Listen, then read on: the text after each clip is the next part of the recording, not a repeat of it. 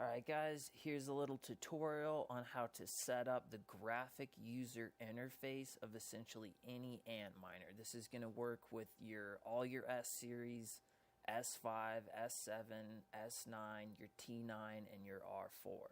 So I recommend for Windows downloading IP Scanner. I do not have a Mac, but they essentially have the same thing if you just search IP Scanner Mac. So I have it right here. It's called Advanced IP Scanner. I will put a link to that on the page. You go ahead and open IP Scanner, and this is essentially going to scan your entire network for all of the connections, whether they be wireless or hardlined. So you just click Scan, wait for the results to come in.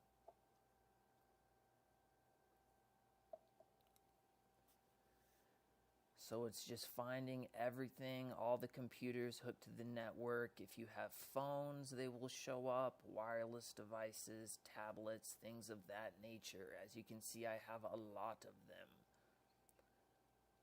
You can click on any of them, and essentially they're just going to show up like this guy I have highlighted. It's just an IP address. You're not going to know what it is, but you're going to look for one that has the little arrow next to it, such as these.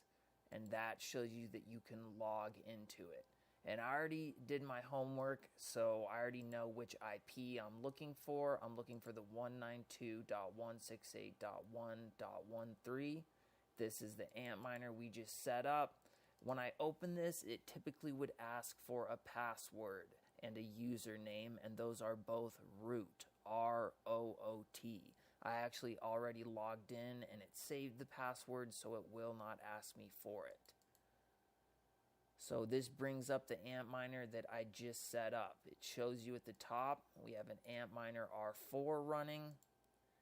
It shows you what its system is, or essentially the firmware that it's running. It's been up for 5 minutes, but the load averages it is not working right now. So to the right of the system page, you click on miner configuration.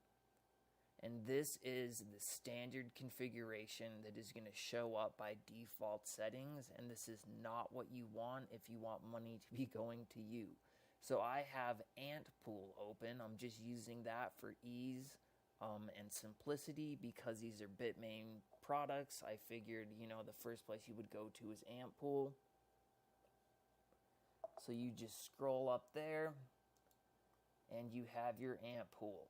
You will need to click on the little icon and register an account with your email address and pick a username and enter your wallet information. I have already done that to save time, but that is how you get your actual mining name for Antpool, and that is what your worker name is going to be.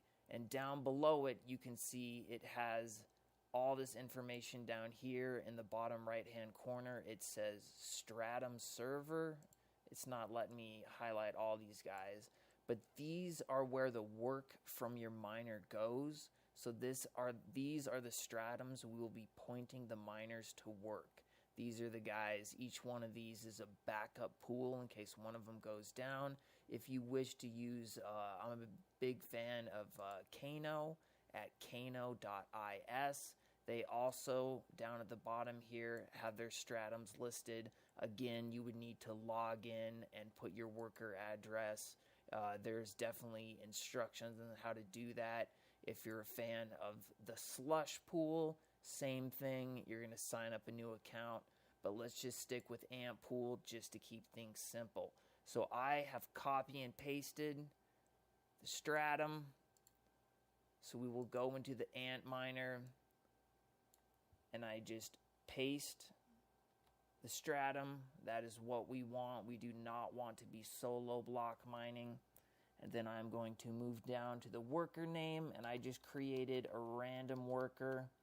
This is just going to be mining peon. I just made a new one. Password, you don't need it. I just get rid of it. The next stratum I know is 443. Enter the same information of the random fake worker. I guess it's not fake because I already created an account. And then the last stratum is 2.5. We also enter the information and don't need the password. You can also enter different pools. I typically have the first pool, this guy, running to amp pool, and then the second guy, I will set it to another pool in case amp pool goes down, and then the third guy will alternatively be on another pool in case that goes down. So now you go to the bottom right hand corner and click Save and Apply.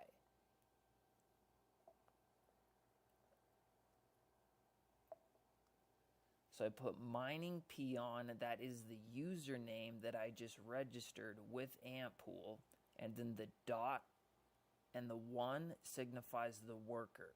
So this essentially is mining peon's first worker. So now I will go back to system, and after hitting save and apply, that has reboot the miner and told it to be working for that stratum using mining peon as the worker name. We'll go back into it, and it takes a minute for the miner to reboot and get to the pool. So there are some other interesting things in here in the overview. There's administration if you want to set passwords. The monitor is basically a ton of code. You guys probably won't understand it, but it's basically what the miner's doing. The kernel log is essentially what is happening inside the miner, all the controls. This can be useful if you have problems because you can copy and paste this information and send it to Bitmain warranty in case there's something is wrong with your miner. Upgrade is something that I would not mess around with. This is how you change the firmware. Unless you know what you're doing, I would stay away from this page. And then finally you have reboot, and it just reboots the system of your operating device. We will go back into the system page, and it is our general overview, and we are still waiting for this right here, the Bitmain miner version. That's the firmware. We're just waiting for that to come online. If we click on miner status, it shows us that the current miner settings, nothing is happening. The miner is not working. So we are still in a holding pattern. I will just refresh.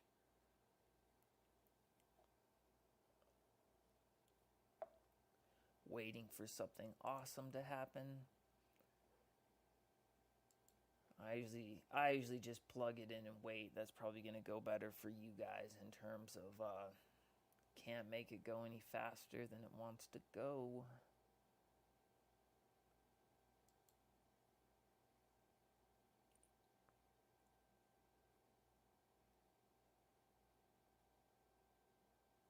Another telltale sign is right here. It says socket connect failed, connection refused, and that essentially means we have not been connected to the network. You can click on network and then diagnostics, and you can ping the Bitmain network to make sure your internet is active.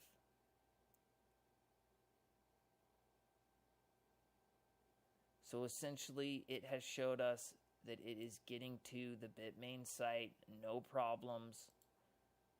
So we are connected, we're just waiting on the miner.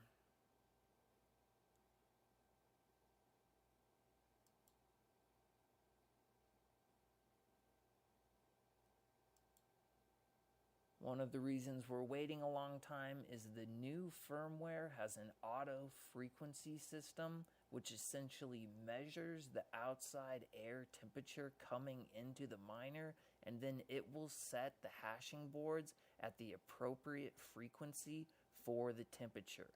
So if it's very cold, you will get a higher frequency, which means it will work harder because it doesn't need to cool as much. If it is extremely hot, it will put a lower frequency, allowing the hashing chips to work at a lower rate without overheating.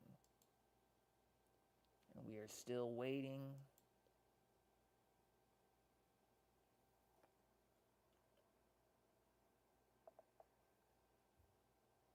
Oh, we are still waiting. I can hear my miner spooling up, so we should be pretty good. All right, so we are in. You've noticed that we are now showing a hardware version instead of a socket connect fail, and we also have a firmware version. So in miner configuration, our settings have been accepted, and we click on miner status, and we are in. It shows that we have been up for 22 seconds. It's hashing at 11.3. It says gigahertz, but it's really terahertz. I am not sure why that is, but it's just going really fast because it is auto frequency tuning. As we refresh it, you can see that it will go back down. Mine is only in 8.0, typically tends to hash a little bit above normal. So you can see right here, my first pool is alive. That is where we're sending our information. It shows the difficulty of the pool, the work that we do, the accepted shares, and the difficulty again. And then it shows the hashing boards in an antminer are 4. There are only 2. These O's represent each chip on the board. And when they are a circle like this, that means they are working. If you see X's there, that means the chips have had a problem. So typically a reboot is in order, and if not, Bitmain warranty is in order. So essentially, that's everything. You got it right there. This miner is set up, and we click on miner configuration, and it is mining to the name that we just created. And the miner status shows that the miner is hashing at the appropriate speed, and it is going to the right pool under the right name. So that should do the trick right about there. If you have any other questions, just send them my way and I'll do my best to answer them. Thanks for checking out the video.